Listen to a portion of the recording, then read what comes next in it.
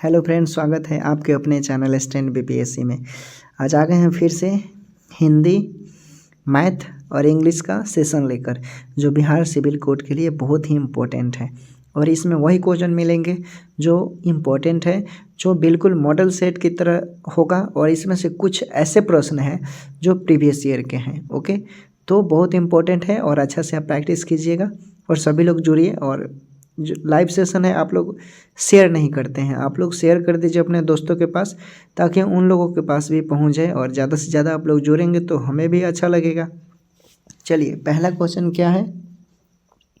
रिक्त स्थानों को भरने के लिए सबसे उपयुक्त विकल्प का चयन करें। ओके, शिक्षक दिवस पर छात्रों ने शिक्षक को पुस्तक डैश की।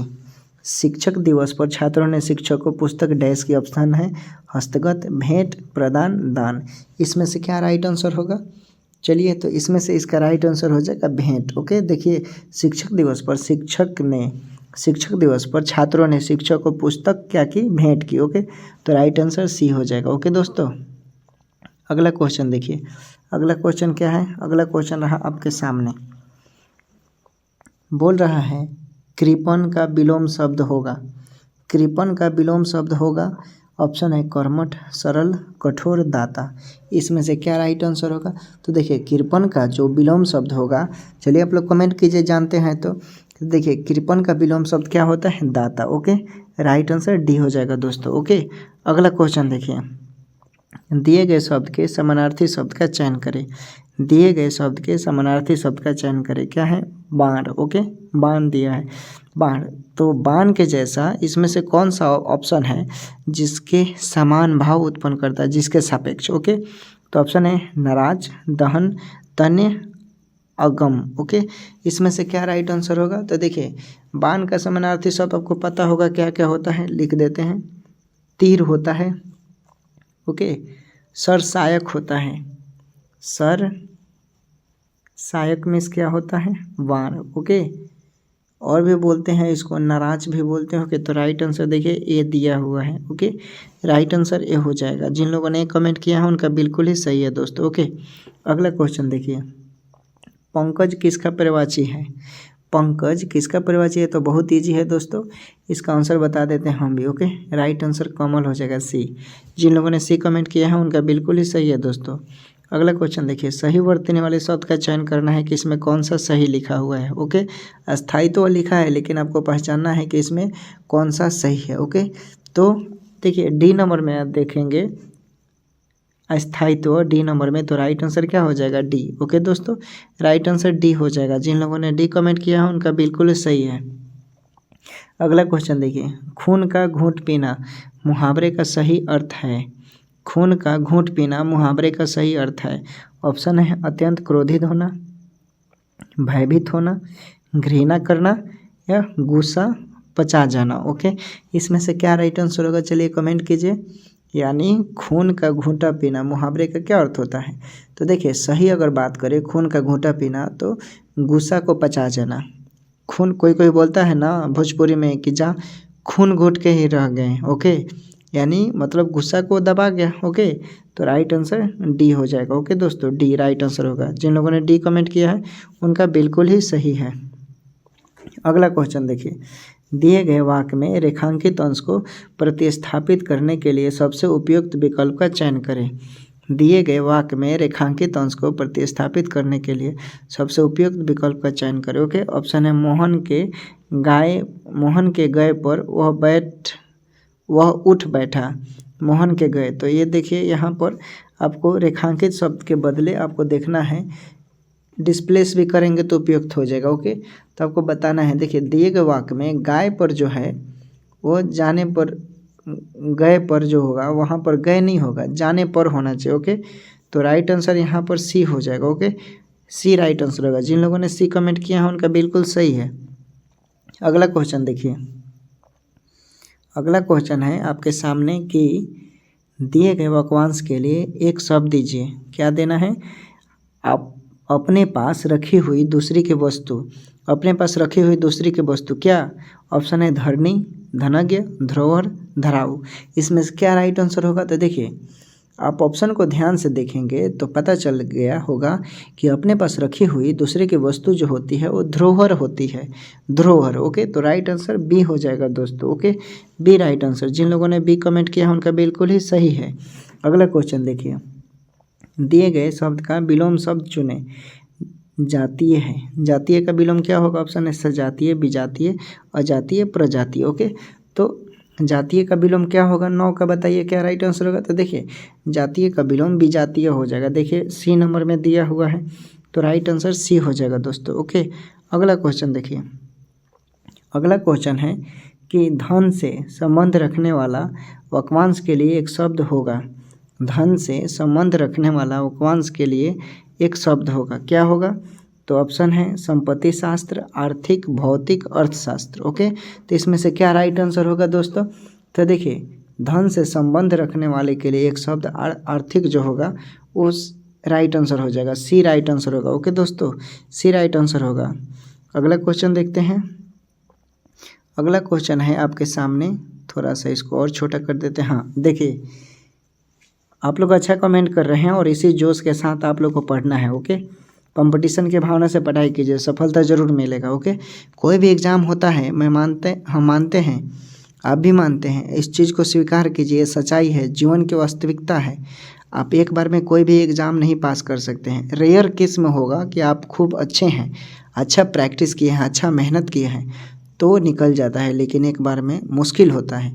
जिन लोग का निकल जाता है वो बहुत ब्रेव और बहुत इंटेलिजेंट और बहुत हार्ड वर्क करते हैं तब निकलता है। इंटेलिजेंट कोई नहीं होता, इंटेलिजेंट वही होता है जो बार बार मेहनत करता है, रोज़ पढ़ता है। ओके दोस्त, तो आपको क्या करना है? तेज़ नहीं बनना है, आपको हार्ड वर्क करके तेज़ बनना है। ओके, देखिए दिए गए वाक्य के किस भाग में त्रुटि है? दिए गए सेंटेंस दिया है, वाक्य दिया है, इसमें आपको पहचाना है कि त्रुटि कहाँ है। उसने आवाज़ देकर पूछा, उसने आवाज़ देकर पूछा। ऑप्शन है आवाज़, पूछा, उसने देकर। ओके, उसने आवाज़ देकर पूछा, इसका क्या राइट आंसर होगा? तो देखिए दिए गए वाक्य में आवाज़ के स्थान पर जोर होना चाहिए। ओके, जोर पड़ रहा है, जाहिर सी बात है। तो कहने का मतलब है कि सही वाक्य उसने जोर देकर पूछा, उसने क्या जोर देकर पूछा। तो यहाँ पर सी जो है आपका 11 नंबर का देखेंगे तो 11 नंबर में आवाज़। ओके, ये आवाज़ की जगह यह ईरर है। ओके दोस्तों, राइट आंसर ए हो जाएगा। जिन लोगों ने कमेंट किया है उनका बिल्कुल सही है। ओके, अगला क्वेश्चन देखिए। अगला क्वेश्चन है दिए गए वाक्यांश के लिए एक शब्द दीजिए। खेतों में मेरों से बनाए गए छोटे छोटे वर्गाकार आयताकार भाग।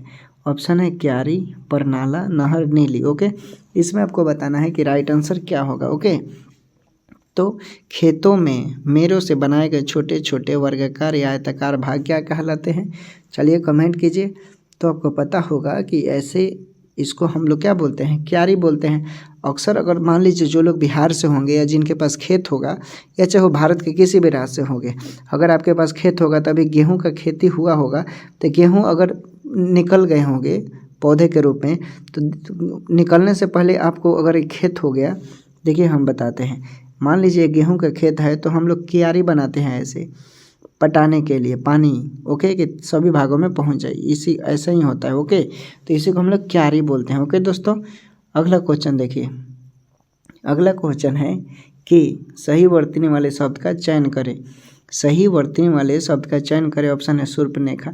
इसमें सब शूर्पणखा लिखा है, लेकिन आपको पहचानना है कि इसमें सही कौन लिखा हुआ है। ओके, तो देखिए आप सी नंबर में देखेंगे, ए नंबर में शूर्पणखा जो लिखा है शूर्पणखा वो सही लिखा हुआ है, बाकी जो है उसमें कुछ ना कुछ गलती है। ओके, तो शूर्पणखा यानी जो 13 का ए होगा वो बिल्कुल सही होगा, और जिन लोगों ने ए कमेंट किया है उनका बिल्कुल ही सही है।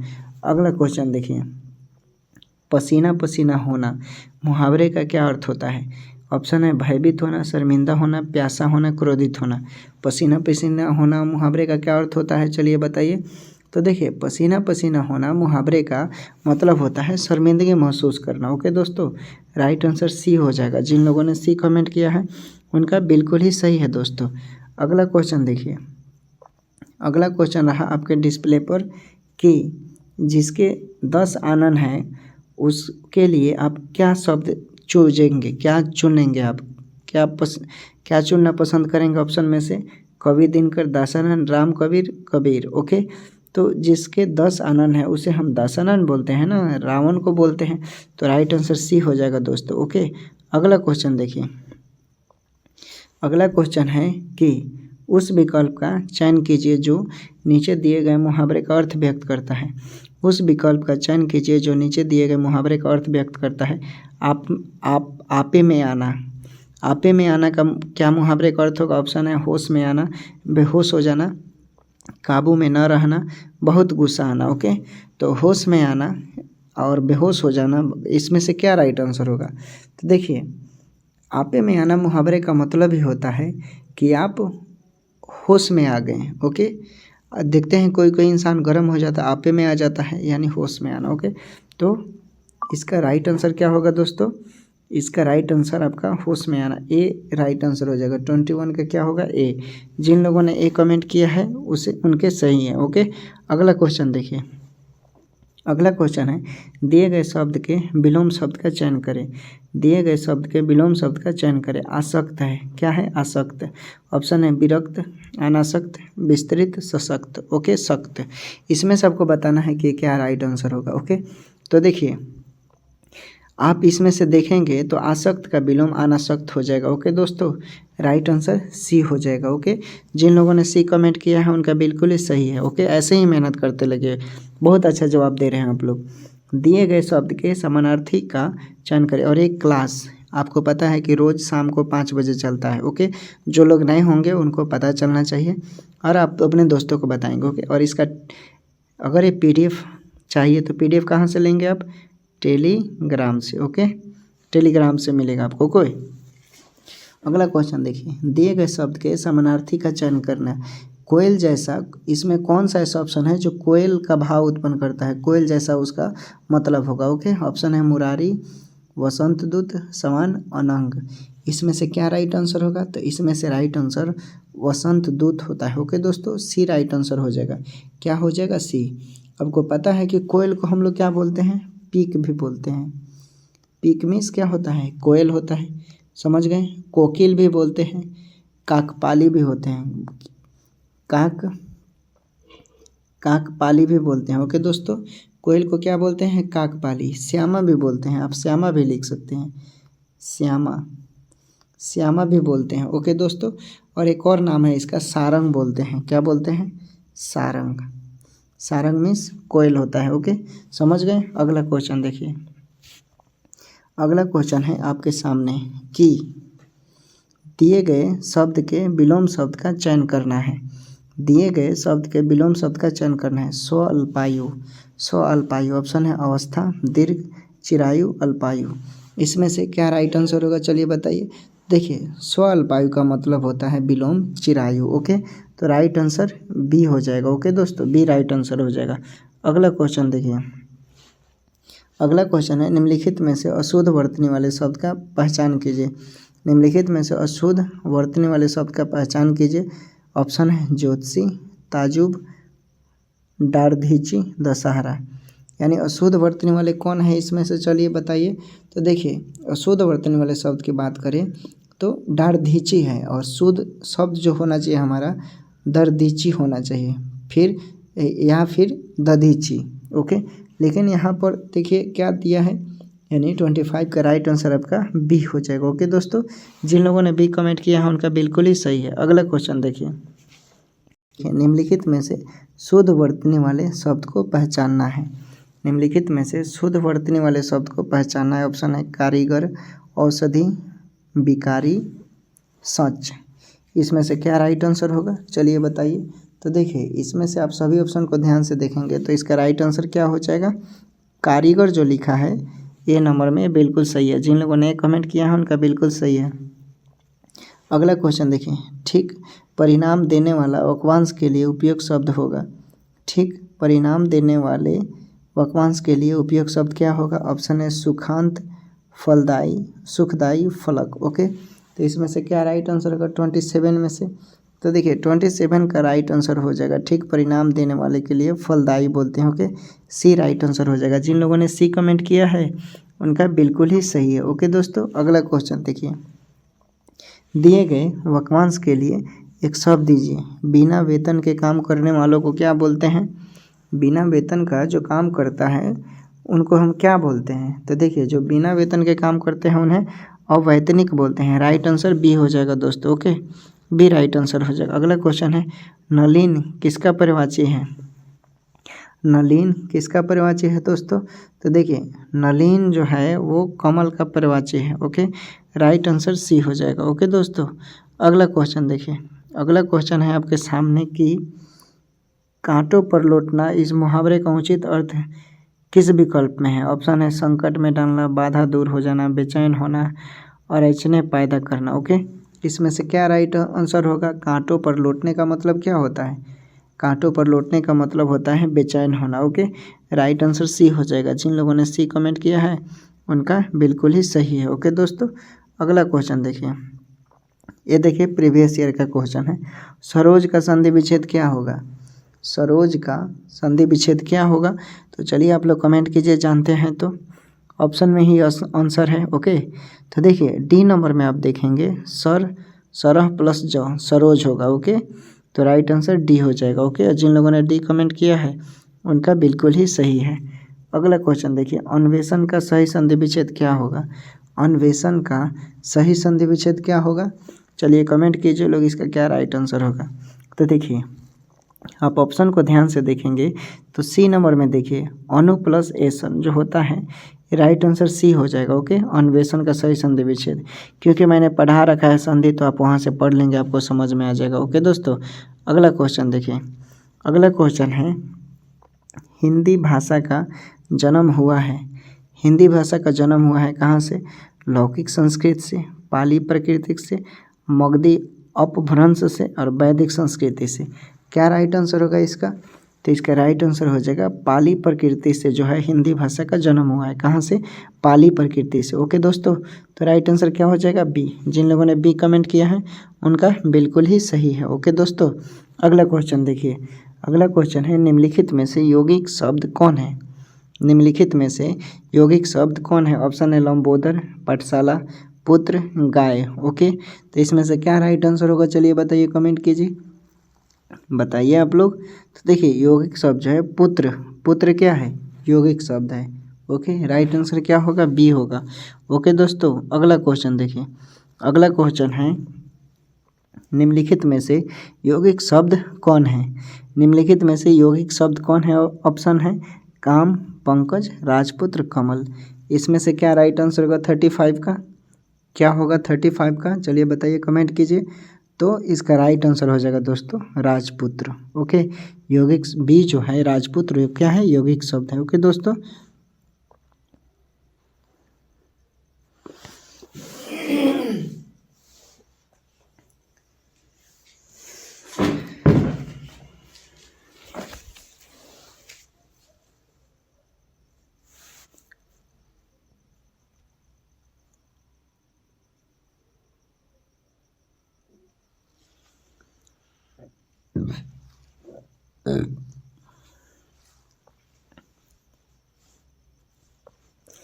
अब देखिए इंग्लिश आ गया। Okay, English Bihar civil code के जितने पोस्ट हैं सभी के लिए इम्पोर्टेंट है। ओके, तो इंग्लिश को भी आप निगलेक्ट नहीं कीजिएगा, कोई भी विषय है सबको सीरियस लेना है। ओके, अगर एक को आप सीरियस नहीं लेंगे तो दूसरा हावी हो जाएगा, मैं बार बार बोल रहा हूँ। ओके, देखिए select the option that can be used as one word substitute for the given group of word. Okay, a piece of land where fruit tree are grown. Okay, इसमें से बताना है कि क्या जो ऑप्शन दिया है उसके लिए परफेक्ट होगा।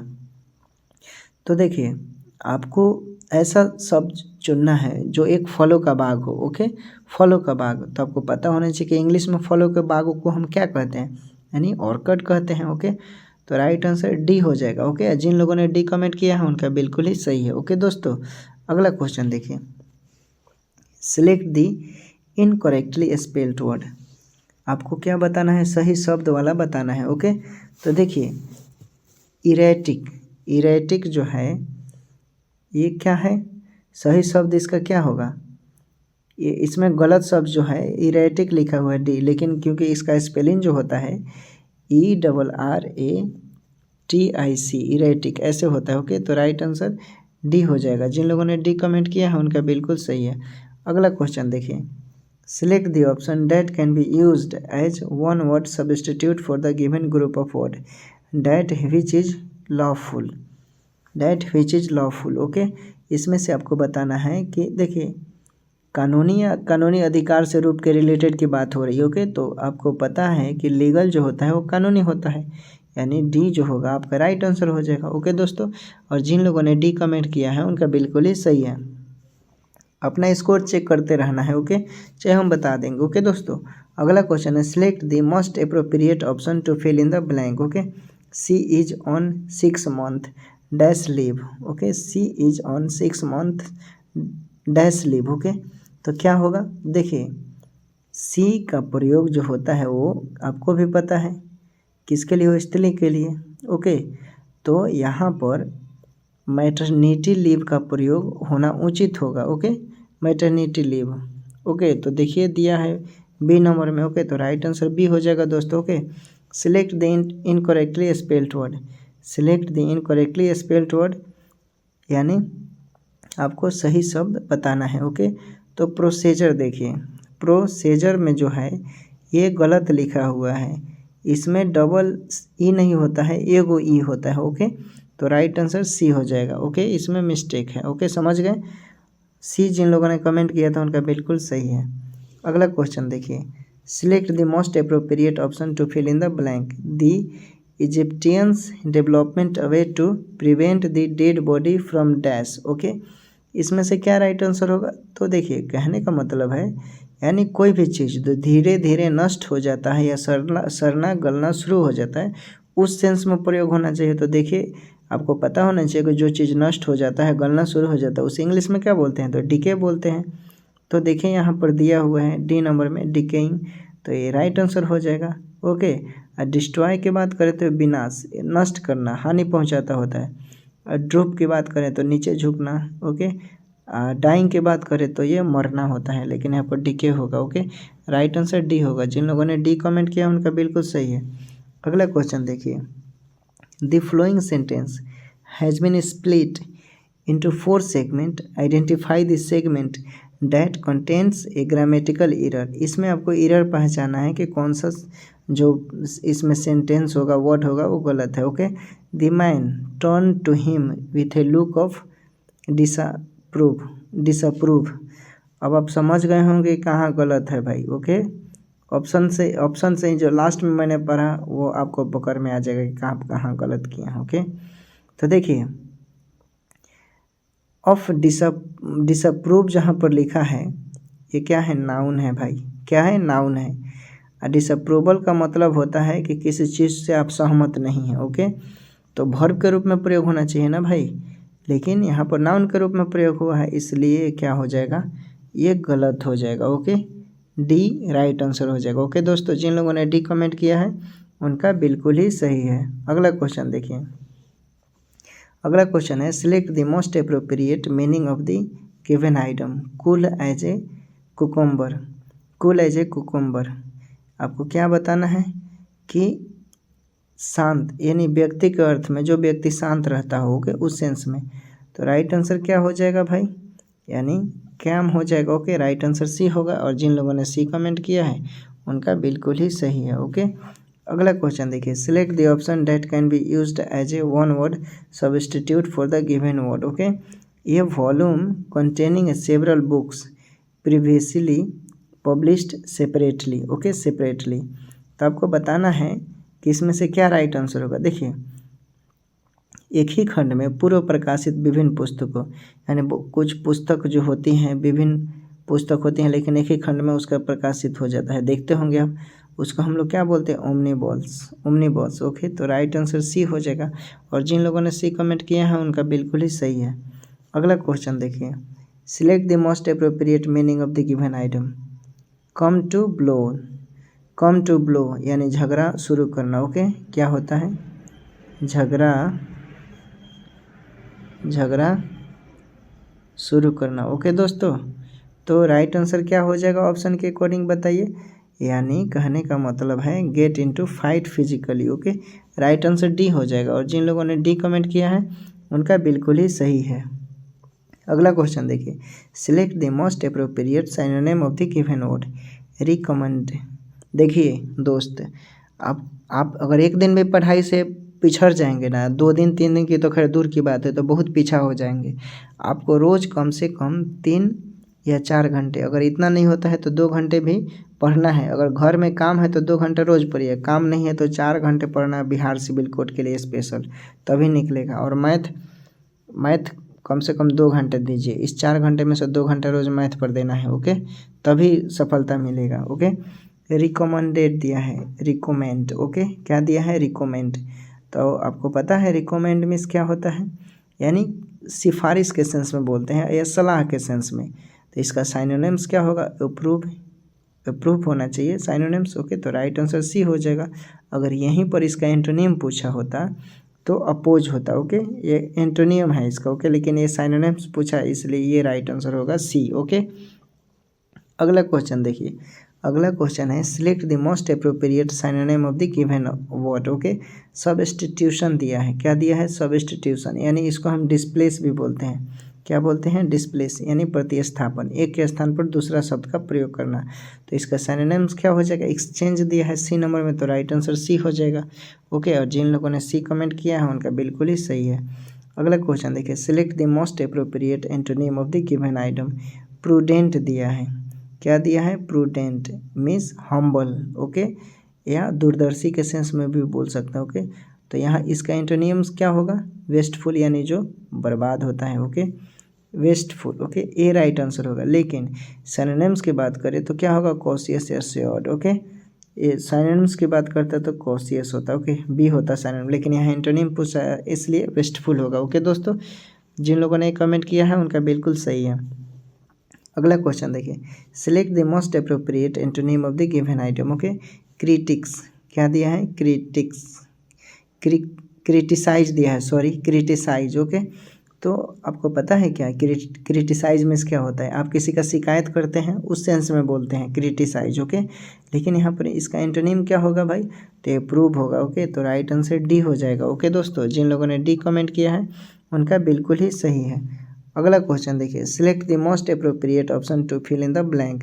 The man felt exhausted after climbing dash of stairs. Okay, इसमें आपको बताना है कि देखिए जो सीढ़ियों का क्रम होता है, यानी कोई भी काम करता है उसको बोलते हैं कि आप श्रृंखलाबद्ध काम करवाइए, तो फ्लाइट ऑफ स्टेयर्स बोलते हैं। ओके, यानी यहाँ पर ये हो जाएगा राइट आंसर। जिन लोगों ने ये कमेंट किया उनका बिल्कुल ही सही है।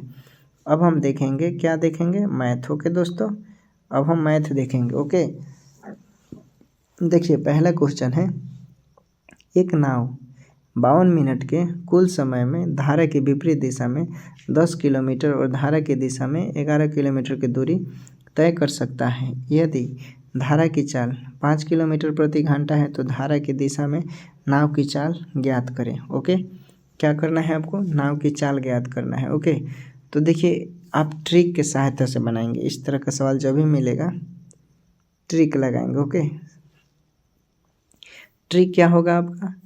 चूँकि 10 दिया है, 10 लिख लीजिए। ओके, उसके बाद इसमें एक चीज़ मान लीजिएगा आप चाल। ओके, तो x माइनस 5 प्लस 11 बटा x प्लस 5 बराबर में क्या दे रहा है? 52 मिनट। ओके, तो इसको आप क्या करेंगे? मिनट में है चूँकि, तो आप 60 से भाग दे देंगे तो घंटा में निकल जाएगा। अब इसे सॉल्व कर लीजिएगा। ओके दोस्तों, इसी सहायता से आपको बनाना है। ओके, आपका जो भी आएगा क्या हो जाएगा? वो मान निकल जाएगा उसके अकॉर्डिंग। ओके, तो आप सॉल्व करेंगे तो x का जो मान निकालेंगे वो 25 आएगा। ओके, तो राइट आंसर ये हो जाएगा दोस्तों। ओके, ये हो जाएगा। क्या x का मान निकालेंगे? चूँकि 5 किलोमीटर प्रति घंटा की चल से रहा है तो आप क्या करेंगे? इसमें 5 ऐड कर दीजिएगा। ओके, तब 30 राइट आंसर आएगा। ओके, सी राइट आंसर आएगा। ओके, अगला क्वेश्चन देखिए। अगला क्वेश्चन है, एक व्यापारी ने एक वस्तु का मूल्य इस प्रकार अंकित किया कि उसे उस वस्तु के क्रय मूल्य पर 28% का लाभ अर्जित होता है। उसने इसे अंकित मूल्य पर 15% की छूट देकर बेच दिया। उसका वास्तविक लाभ प्रकाशित कितना होगा। देखिए दोस्तों, प्रैक्टिस में मैथ को हम जैसे भी होगा वैसे आप भी सॉल्व करेंगे, ठीक है। और मैथ का स्पेशल सेशन लेकर आएंगे, उसमें हम लोग बहुत ही ट्रिकली सॉल्व करेंगे। ओके, तो घबराना नहीं है, मैथ का भी ट्रिकली होगा। बस हमें क्वेश्चन का कलेक्शन कर लेने दीजिए, जो लगता है कि प्रीवियस ईयर और एग्ज़ाम से रिलेटेड है वही क्वेश्चन करवाना है, ऐसे नहीं करवाना है। ओके, इसलिए थोड़ा सा समय लगेगा, लेकिन मैथ का भी क्वेश्चन ज़बरदस्त होगा, आपको लगेगा कि हाँ ज़बरदस्त लग रहा है। ओके, तो देखिए इसको कैसे सॉल्व करेंगे आप लोग। देखिए इसको सॉल्व क्या करना है, सबसे पहले देखिए क्रय मूल्य अगर इस तरह का पूछेगा तो जब विक्रय मूल्य दिया रहेगा तो क्रय मूल्य मान लेंगे। ओके, तो क्रय मूल्य आप क्या मानेंगे, सीपी जिसको बोलते हैं, या तो आप एक्स मानेंगे या फिर आप 100 मान सकते हैं। ओके, तो हम यहाँ पर मैंने क्या माना, 100 मान लिया। ओके, आप एक्स भी मान सकते हैं, चूँकि अंकित मूल्य बोल रहा है 28% का लाभ, तो अंकित मूल्य क्या होता है 100 + 28 यानी 128 हो गया क्या अंकित मूल्य। ओके, चूँकि कितना छूट दे रहा है 15%, 15% छूट दे रहा है तो कितना हो जाएगा आपका 85 हुआ ना 15% छूट के बाद, यानी छूट आपका 85 हो गया। तो अब क्या निकालेंगे आप, विक्रय मूल्य। विक्रय मूल्य निकालेंगे तो आपको पता है क्रय मूल्य अंकित मूल्य होता है। ओके, तो अंकित मूल्य आपका 128 है गुने कितना है छूट 85 अब बटा में 100। इस पर सॉल्व कीजिए तो कितना आ रहा है, तो इस पर सॉल्व करेंगे आप तो काटिए, काट कर देखिए आपका 108 पॉइंट समथिंग आएगा। ओके, और चूँकि बोल रहा है कि वास्तविक 15% का क्या होता है, उसको छूट मिलता है और 28% का लाभ होता है। ओके, तो वास्तविक प्रतिशत जब लाभ निकालेंगे, आपने क्या माना है क्रय मूल्य 100 माना है, तो इसमें से 100 माइनस कर दीजिए तो 8.8 समथिंग आएगा। तो डी नंबर में देखिए दिया है, तो राइट आंसर डी हो जाएगा। जिन लोगों ने डी कमेंट किया है उनका बिल्कुल ही सही है। अगला क्वेश्चन देखिए, एक दुकानदार ने 1200 रुपये में 150 पेन के भाव पेन पर खरीदे और 1620 रुपये में 180 पेन के भाव पर बेच दिया। उनका प्रतिशत लाभ या हानि ज्ञात कीजिए। ओके, उनका प्रतिशत लाभ या हानि ज्ञात करना है। ओके, तो देखिए एक पेन का क्रय मूल्य 1200 रुपया है, क्या दिया, एक दुकानदार ने 150 पेन का 1200 के, चूँकि जब 150 का 1200 है तो आप एक पर निकालेंगे तो क्या होगा 1200 बटा 150 होगा दोस्तों, होगा इतना। तो एक पेन का होगा कि काटेंगे 0 से 0 तो 8, यानी एक पेन का 8 रुपया आ गया। ओके, 1 पेन का कितना 8 रुपया आ गया। ओके, अब क्या पूछ रहा है एक पेज का विक्रय मूल्य, चूँकि एक पेज का विक्रय मूल्य तो सेम इसी तरह निकालेंगे 1680 इतना है, तो 1620 बटा 80। जब इसको काटेंगे आप तो 180 है सॉरी, तो आपका कितना 9 आएगा, यानी एक पेन का विक्रय मूल्य 9। तो आप देखिए तो क्या हो रहा है, यहाँ पर लाभ हो रहा है 1 रुपये का, 9 में से 8 कटेंगे तो 1 हुआ ना, तो लाभ बराबर 1 हो रहा है। तो आप लाभ प्रतिशत निकालने के लिए जानते हैं कि 1/8 गुने 100, यानी लाभ प्रतिशत बटा क्रय मूल्य गुने 100। अब काटिए तो इसको दोस्त, तो काटिएगा तो 2 और 25 यानी कितना आएगा 12.5। तो देखिए ऑप्शन में डी नंबर में दिया हुआ है। ओके दोस्तों, तो डी राइट आंसर हो जाएगा। ओके, अगला क्वेश्चन देखिए, अगला क्वेश्चन है ए की आय बी की आय से 70% अधिक है और सी की आय ए और बी की संयुक्त आय के 80% के बराबर है। ए की आय सी की आय से कितने प्रतिशत कम है, 1 दशमलव स्थान तक पूर्णांकित करें। ओके, आपको बताना है कि राइट आंसर क्या होगा। ओके, देखिए अगर इस तरह का सवाल होगा तो आप क्या करेंगे, ए बी सी दिया है तो एक तरफ ए एक तरफ बी और एक तरफ सी, आप पी क्यू सी कुछ भी मान सकते हो। ओके, ए का मान लिखिए, ए का कितना है 170% अधिक, तो कितना हो जाएगा 170। अगर यही कम रहता है तो कितना होता है 30 खाली होता है। ओके, लेकिन यहाँ पर अधिक है तो अधिक मैंने लिखा। उसके बाद क्या है, सी की आय और बी की संयुक्त आय 80% के बराबर है। ओके, और ए की आय सी की आय से कितने प्रतिशत कम है, तो बी की आय से 70% अधिक हो रहा है। ओके, तो मैंने ए में 170 कर दिया, बी की तो 100 हो जाएगा हमारा। ओके, और सी की आय का बोल रहा है कि ए की आय जो है बी की आय से 70% अधिक है। ओके, और सी की आय ए और बी की संयुक्त है, ए और बी, तो एक ए और बी का आय कितना हो जाएगा 170 + 100 यानी 270। समझे ना, इतना हो गया हमारा। अब क्या करना है, अनुपात निकाल दीजिए दोस्त। जब अनुपात निकालेंगे तो ए का मान आएगा 85 और 100 50 और सी का कितना आ जाएगा 108। अनुपात निकालेंगे तब आएगा इतना। ओके, तो आप क्या करेंगे, बारी बारी से घटा दीजिएगा। ओके, किसको घटाएंगे, चूँकि कमी पूछ रहा है प्रतिशत कमी, तो आपको फार्मूला पता है प्रतिशत कमी का। प्रतिशत कमी का फार्मूला होता है कि यानी जो सबसे अधिक होगा सी का, इसमें पूछ रहा है कि ए की आय सी से कितनी, तो सी का जो लास्ट वाला है वही, तो क्या करेंगे सी वाला 108 - 85 बटा 108। अब प्रतिशत की बात होगा तो 100 कर देंगे। अब घटा कर देखिए तो कितना आ रहा है, सॉल्व कीजिए आप लोग, कितना आएगा कमेंट कीजिए। राइट आंसर क्या आएगा, तो राइट आंसर 21.3 आएगा, सी राइट आंसर आएगा। ओके दोस्तों, आप लोग गुना भाग कर लीजिएगा। अगला क्वेश्चन देखिए, एक कार अपनी यात्रा के पहले 41 किलोमीटर की दूरी 45 मिनट में तय करती है और शेष 43 किलोमीटर की दूरी 35 मिनट में तय करती है। कार की औसत चाल ज्ञात करें। कार की औसत चाल ज्ञात करना है। ओके दोस्तों, तो चलिए बताइए। देखिए, औसत चाल का फॉर्मूला आप जानते हैं क्या, क्या होता है औसत चाल का फॉर्मूला, दूरी बटा समय, इतना होता है। ओके, फॉर्मूला पर बैठाइए, एक तरफ क्या करना है, दूरी को अलग लीजिए, तो एगो दूरी कितना है 41 है, एगो 23। ओके, दूरी हमारा हो गया, समय कितना है, एगो 45 और एगो 35। तो क्या करेंगे 45 को घंटा में चेंज करेंगे तो 60 से एथी कर देंगे, और इसको 35 है तो 35 में भी 60 से भाग कर देंगे तभी ना घंटा में होगा। अब सबको सॉल्व कीजिए तो कितना, अब हम नहीं करेंगे, समय देते हैं, आप लोग कीजिए तो कितना हो रहा है, ये 6 है। ओके 6 और यहाँ पर 60 है ये। ओके, अब इसको सॉल्व कीजिए, कितने देर में आप लोग सॉल्व कर रहे हैं, मान निकालिए तो कितना राइट आंसर होगा, क्या होगा 41 प्लस इसको ऐड करेंगे तो आप 4 यानी 64।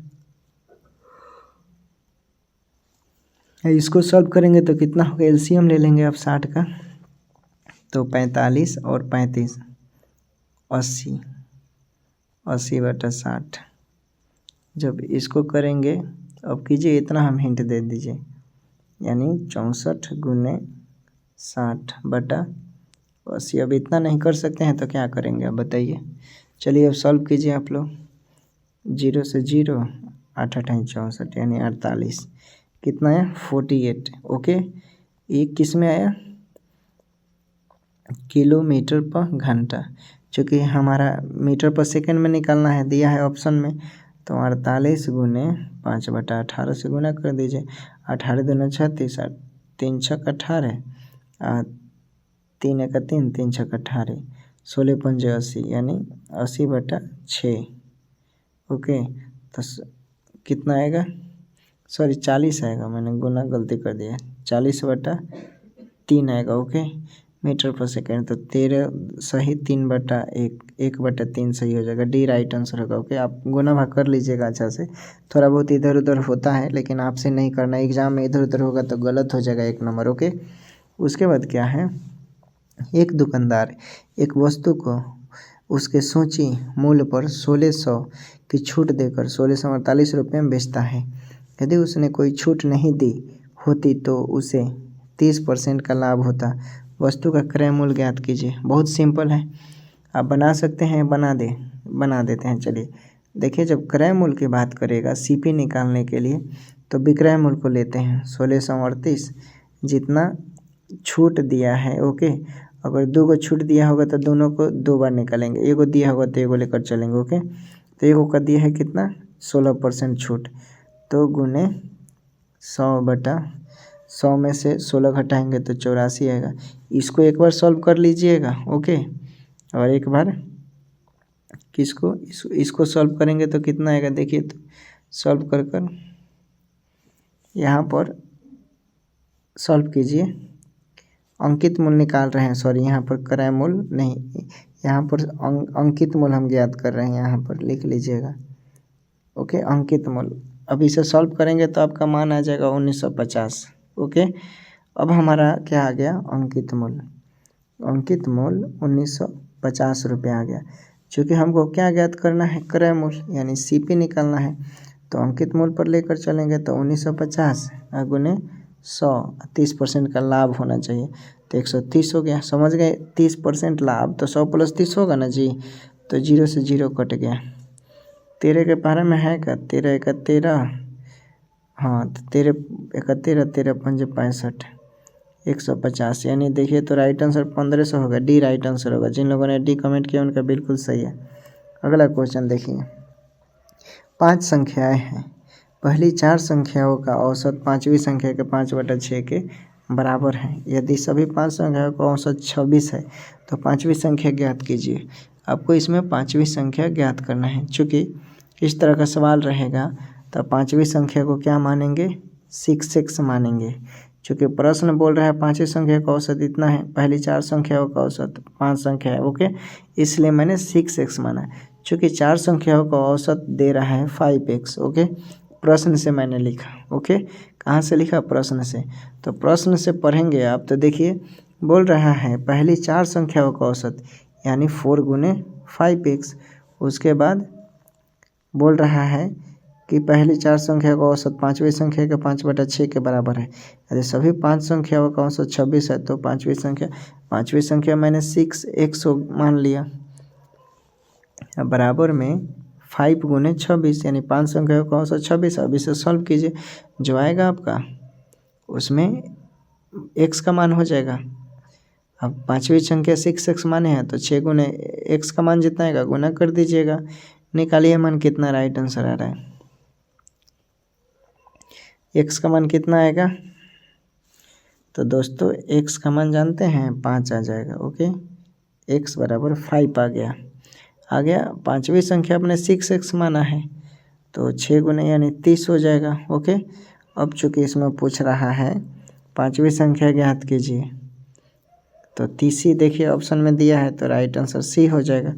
ओके दोस्तों, जिन लोगों ने C कमेंट किया है 30, उनका बिल्कुल सही है। अगला क्वेश्चन देखिए, ये इम्पोर्टेंट नहीं है, ये ठीक है। चलिए बताइए, तो पूछा हुआ क्वेश्चन है, क्या आप लोग बना देंगे या बताना पड़ेगा? कमेंट कीजिए कि क्या होगा, क्या होगा। चलिए बता देते हैं, पूछा हुआ क्वेश्चन है, इम्पोर्टेंट है। कुछ लोग बना लेंगे और कुछ लोग ओके समझते हैं। देखिए, यदि क्या दिया है, यदि 3 संख्याएं 3:5:7 के अनुपात में हैं और उनका लघुत्तम समापत्ति यानी LCM 2415 है तो दूसरी संख्या और पहली संख्या का अंतर ज्ञात कीजिए। देखिए, अनुपात में दिया रहेगा तो मैंने पहले बताया था 3x 5x 7x। ओके, तो प्रश्न से चलेंगे कि क्या दिया है, लघुत्तम समापत्ति 24 और 15, पहली संख्या दूसरी संख्या का अंतर निकालना है। ओके, तो प्रश्न के अकॉर्डिंग चलेंगे तो 3x × 5x = 7x है। तो सबको आप ऐड करेंगे तो 3 × 5 = 7 और 7 × 5 = 12, कितना हो जाएगा 12x। यानी 3 संख्या इतना अनुपात में है और उनका लघुत्तम समापत्ति 24 और 15 है तो दूसरी संख्या और पहली संख्या का अंतर निकालना है हमें। ओके, तो 24 और 15 आपका LCM दिया है। ओके, तो प्रश्न के अकॉर्डिंग क्या होना चाहिए, दूसरी संख्या और पहली संख्या का अंतर। चूँकि दूसरी संख्या और पहली संख्या का अंतर पूछा है ना, तो जाहिर सी बात है, तो प्रश्न से हमारा 105 × x = 2415 प्रश्न से हो गया हमारा। ओके, अब x का मान निकाल लीजिए, तो x का मान निकालेंगे तो हमको लग रहा है कि 23 आएगा। ओके, x का मान क्या है 23। चूँकि अभी अब पूछ रहा है पहली संख्या क्या पूछ रहा है, दूसरी संख्या और पहली संख्या का अंतर। दूसरी संख्या कितना है 5x, यानी और 5x माइनस क्या हो जाएगा 3x, तो कीजिए तो 2x बचेगा, यानी 2x बचेगा तो 2 गुने x का मान 3 यानी 46। तो ऑप्शन में देखिए बी राइट आंसर हो जाएगा। ओके, तो राइट आंसर क्या हो जाएगा दोस्तों, बी। ओके, अगला क्वेश्चन देखते हैं। अगला क्वेश्चन है आपके सामने, ए बी और सी साथ मिलकर किसी निश्चित कार्य को 10 दिनों में कर सकते हैं। ए बी से 20% अधिक कार्यकुशल और सी बी से 50% कम कार्यकुशल है, तो बी अकेले इसी कार्य को कितने में पूरा कर सकता है। तो चलिए बताइए। तो देखिए इस तरह के सवाल को मैंने कल के वीडियो में बताया था, इम्पोर्टेंट है, पूछा हुआ क्वेश्चन है। तो जिस तरह का रहेगा तो आप ए बी A1 B1 करेंगे, उसके बाद A2 B2 कर ए का मान हम बता देते हैं 12, A1 का मान B1 का मान क्या हो जाएगा 10। ओके, चूँकि उसके बाद A2 का मान 10 और B2 का मान नहीं दिया है, तो निकाल लीजिए। चूँकि आपको M1 का मान जो होगा, M1 का मान एक बार 12 प्लस 10 प्लस 5, ओके, इतना होगा पूरा M1 का मान। उसके बाद गुना में B1 का मान लिखेंगे आप 10। ओके, समझ गए। अब मान इसको निकालिएगा तो आंसर आ जाएगा। ओके, सॉल्व कीजिए, क्या राइट आंसर आ जाएगा। राइट आंसर आपका 27 डे आएगा। ओके, वीडियो हम इतना ही रहते हैं, काफ़ी लॉन्ग हो गया, फिर कल मिलते हैं। ओके, नए सेशन में एक नए जोश के साथ, और पढ़ाई कीजिए, आप लोग खूब पढ़ाई कीजिए। सेट लगाने का मतलब है कि जहाँ जहाँ कमजोरियाँ हो रही है वहाँ पर पकड़िए आप और उसको रिवीजन कीजिए और पढ़िए, तब फिर सेट लगाइए। शाम को तो हम सेट लेकर आ ही रहे हैं आप लोगों के लिए। ओके, क्वेश्चन प्रैक्टिस करते रहना है। ओके, और लेकिन दिन में रात में जितना हो सके उतना पढ़िए, और शाम को सेशन में ज़रूर जुड़िए। और नहीं जुड़ते हैं तो बाद में वीडियो ज़रूर देखिएगा, अगर नहीं देखेंगे तो फिर आप पीछा हो जाइएगा। ओके, तो बहुत इंपॉर्टेंट है दोस्तों, आप ही लोगों के लिए है ये सब। ओके, मिलते हैं नए वीडियो में। टेलीग्राम से PDF ले लेंगे, चैनल पर नए होंगे तो सब्सक्राइब कर लीजिएगा। ओके दोस्तों, टेक केयर, बाय बाय।